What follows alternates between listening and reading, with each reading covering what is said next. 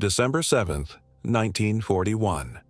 The calm skies of Hawaii were suddenly torn apart by the roar of hundreds of Japanese planes. Explosions lit up the harbor of Pearl Harbor as bombs and torpedoes slammed into anchored ships. Chaos reigned everywhere. On board the USS West Virginia, sailors ran in desperation. Fire, smoke, and cries for help filled the deck. In the middle of this inferno stood a 22-year-old farm boy from Texas, running not with a weapon in his hands, but with the strength of his arms and his courage. His name was Dorie Miller. Officially, he was nothing more than a cook, a mess attendant assigned to serve meals and wash laundry. At that time, the Navy restricted black sailors to service roles only, but within minutes, fate would thrust him into the center of one of the most defining battles in American history. Amid bombs and machine gun fire, Miller made choices that would change his life forever and turn him into a symbol of bravery and equality. He could not have known it, but that day he would become a hero, defying every expectation and every barrier. Doris Miller was born on October 12, 1919, in Waco, Texas. The son of farmers, he grew up in a humble home, surrounded by the hard work of the fields. His family affectionately called him Dorie, a nickname that would follow him for life. His childhood was far from easy. The Great Depression hit rural families hard, and the Millers had to draw everything they could from the land to survive. From an early age, Dorie was already helping to plow the fields, tend the animals, and shoulder the responsibility of supporting his parents and siblings. Despite the hardships, he was known as a strong, determined, and generous young man. He played football in high school, standing out for his imposing physique and team spirit. Many thought he could have pursued an athletic career, but opportunities for a black boy in the segregated South were scarce. Doors closed before they could ever be opened.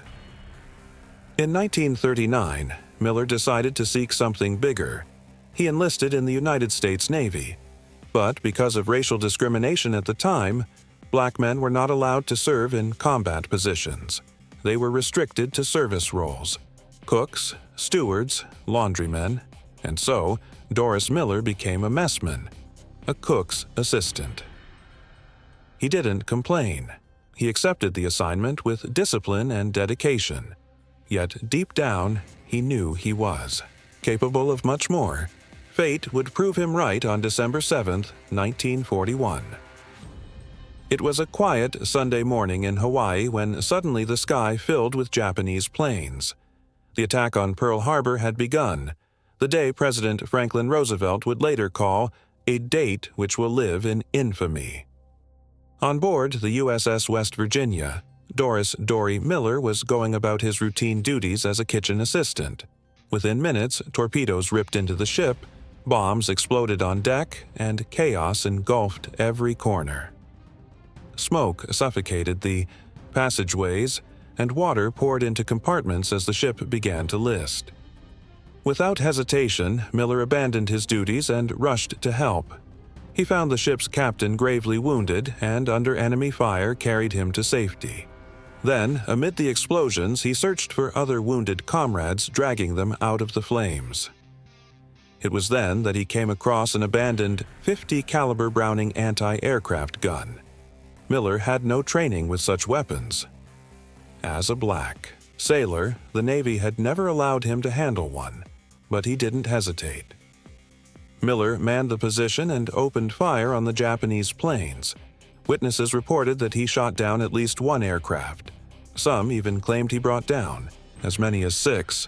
He stood his ground until the ammunition was exhausted and the West Virginia began to sink. That day, Dorie Miller stopped being just a messman. He became a symbol, a man who, despite the barriers of segregation, proved that courage does not recognize skin color, only the strength of the heart. After Pearl Harbor, accounts of Miller's actions spread quickly throughout the Navy. Sailors and officers who had seen his heroism firsthand told the story of how a cook someone assigned to serve meals and clean laundry, had carried wounded men, saved lives, and manned a gun against attacking aircraft. But official recognition was slow to come. In an era marked by racial segregation, the contributions of black servicemen were often ignored. Despite the undeniable heroism of his actions, there was hesitation to honor Miller fully.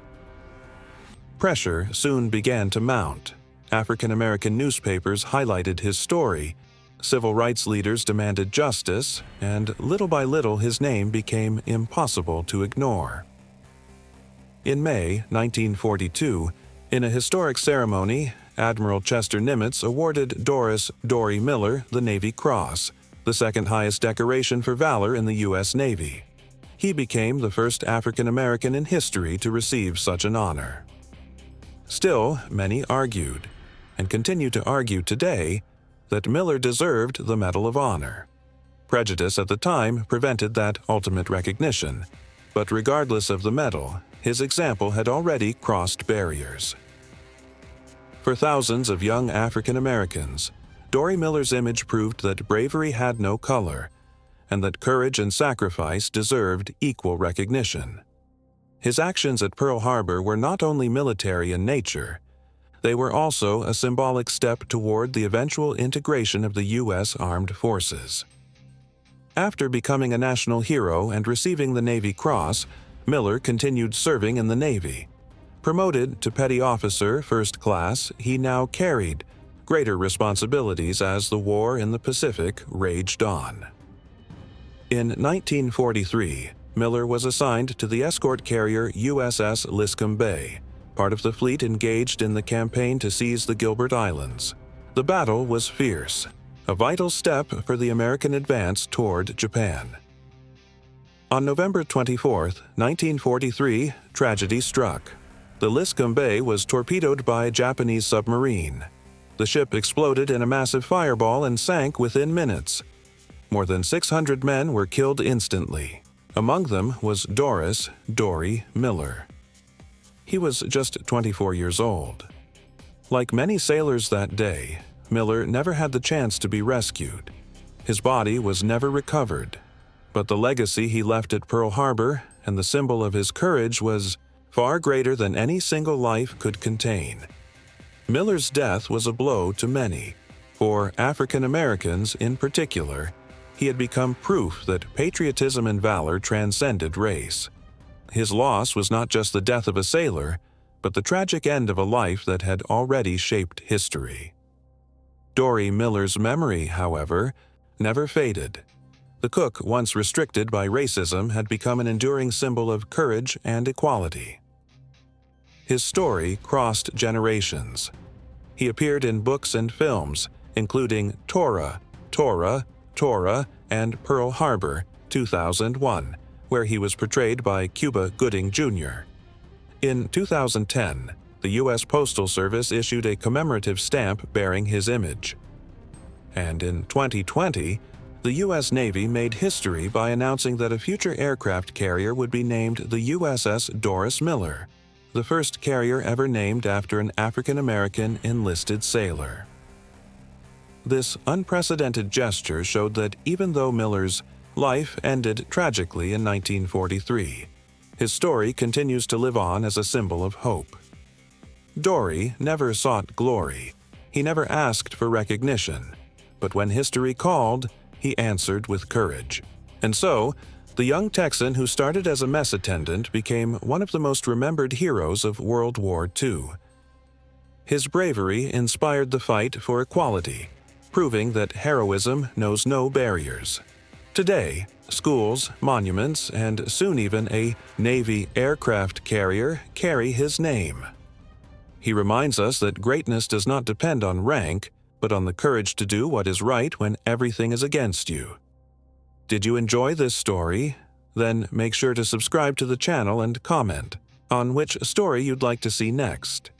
Together, we'll keep uncovering how ordinary men wrote extraordinary chapters of history.